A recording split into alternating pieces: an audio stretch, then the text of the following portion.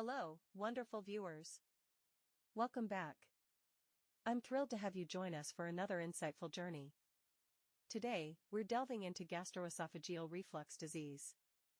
Now, before we jump in, make sure to hit that subscribe button, ring the notification bell, and give this video a thumbs up if you're ready to empower yourself with the latest in medical knowledge. Let's get started now. Normally, most people occasionally suffer reflux, which is a natural physiological occurrence that usually occurs after a meal. When the quantity of stomach juice refluxes into the esophagus is beyond the usual limit, symptoms of gastroesophageal reflux disease arise. This condition is distinct from asymptomatic physiological reflux and functional heartburn, which are unrelated to acid reflux. One of the most common gastrointestinal conditions in Australia. The esophagus is divided into three parts: cervical, thoracic, and abdominal. The pathophysiology of the condition. Dysfunction of the lower esophageal sphincter located at esophagogastric junction, transient relaxation of the lower esophageal sphincter, which is the most common mechanism, permanent lower esophageal sphincter relaxation, and transient increase of intra-abdominal pressure that overcomes the lower esophageal sphincter pressure. These lead to excessive acid exposure in the lower esophagus. Delayed gastric emptying increases the gastric contents, resulting in increased intragastric pressure and increased pressure against the lower esophageal sphincter. This pressure eventually overcomes the lower esophageal sphincter and leads to reflux. In hiatal hernia, not all patients with hiatal hernias have symptomatic reflux. Here, the lower esophageal sphincter may migrate proximally into the chest.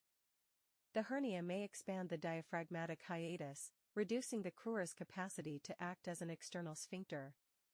When the lower esophageal sphincter relaxes, stomach contents that are trapped in the hernial sac may reflux proximally into the esophagus. These are the ways that can lead to the condition. Talking about the etiological agents. The reflux contains acid-containing gastric secretions or bile from the duodenum and stomach into the esophagus. Transient relaxation of the lower esophageal sphincter can be caused by foods, coffee, alcohol, chocolate, fatty meals, medications, beta-agonists, nitrates, calcium channel blockers, anticholinergics, hormones, progesterone, and nicotine. Risk factors for gastroesophageal reflux disease include older age, excessive body mass index, smoking, anxiety/depression, and less physical activity at work. Acidity of food, as well as size and timing of meals, particularly close to sleep. Complications of the condition. Esophagitis, esophageal mucosal damage, is the most common complication. It is diagnosed using endoscopy. Staged according to the Savary-Miller classification as follows. Grade 1, erythema. Grade 2, linear non-confluent erosions. Grade 3, circular confluent erosions. Grade 4, stricture or Barrett's esophagus. Strictures are advanced forms of esophagitis and are caused by circumferential fibrosis. Endoscopy and barium esophagography can be used to visualize it. Mostly occur in the mid to distal esophagus, resulting in dysphagia. Barrett esophagus, after long-standing or severe disease. Metaplastic conversion of the normal distal squamous esophageal epithelium to columnar epithelium. It is a risk factor for the development of esophageal adenocarcinoma. The clinical features. Heartburn is described as a burning, retrosternal, rising sensation associated with meals. Regurgitation is described as the effortless appearance of gastric contents in the throat or mouth without associated nausea or retching. Dysphagia, a sensation that food is stuck, particularly in the retrosternal area. Atypical, extraesophageal, symptoms, coughing, wheezing results from the aspiration of gastric contents. Chest pain. Hoarseness results from irritation of the vocal cords by the gastric refluxate and is often experienced by patients in the morning. Damage to the lungs can cause pneumonia, asthma, and idiopathic pulmonary fibrosis. Vocal cord damage can cause laryngitis and cancer. Ear damage can lead to otitis media. Teeth damage, which leads to enamel decay. Red flags are signs or symptoms that warrant further investigation.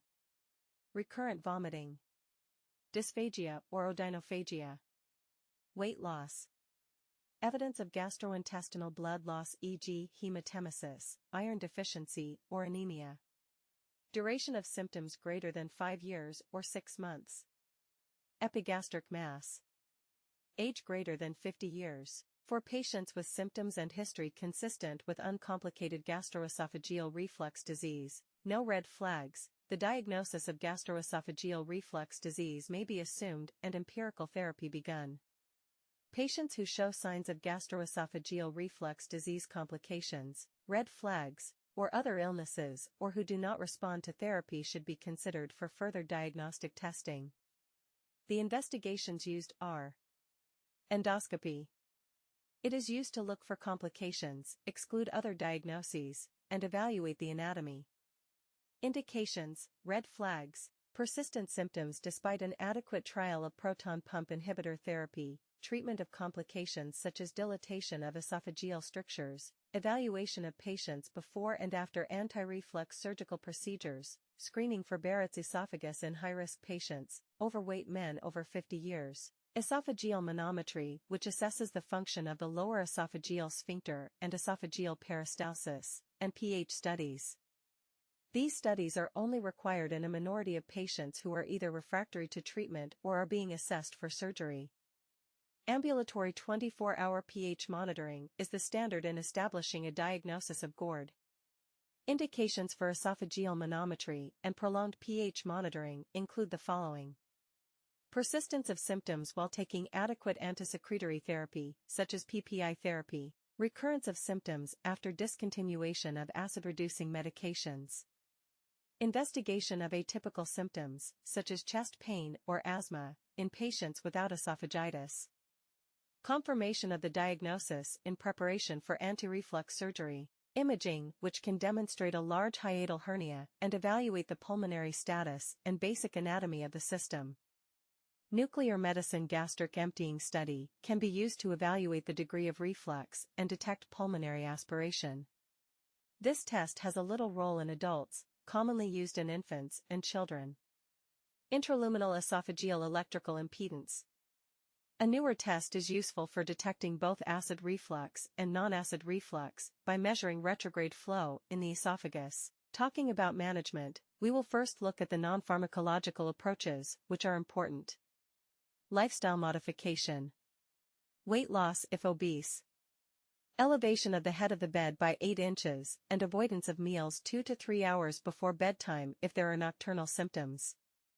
Avoiding large meals and foods that specifically trigger their symptoms, such as avoiding alcohol, chocolate, citrus juice, tomato-based products, peppermint, and coffee.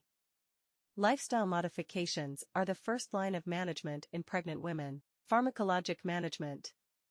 Antacids should be taken after each meal and at bedtime. Can be given mild symptoms. H2 receptor antagonists, cimetidine, famotidine, and nizatidine used for mild to moderate symptoms and grades 1 to 2 esophagitis. Useful in patients with severe disease, particularly those with Barrett's esophagus, who have a nocturnal acid breakthrough. Proton pump inhibitors, omeprazole, lansoprazole, rabeprazole, and esomeprazole. More potent at acid suppression than H2 receptor antagonists. Taken 30 to 60 minutes before a meal, usually breakfast. Patients who respond to 4 to 8 weeks of therapy can continue lifestyle measures with medication used when needed. Alternative approach: the dose or frequency is reduced to determine the minimum needed to control symptoms. Potassium competitive acid blockers, vonoprazan for treatment and maintenance of erosive esophagitis. Persistent symptoms are where patients do not respond completely to proton pump inhibitor therapy and have persistent symptoms. Increasing doses or trying different proton pump inhibitors is a way to treat.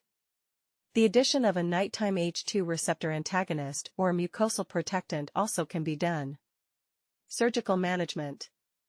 Laparoscopic fundoplication is the most common surgical procedure.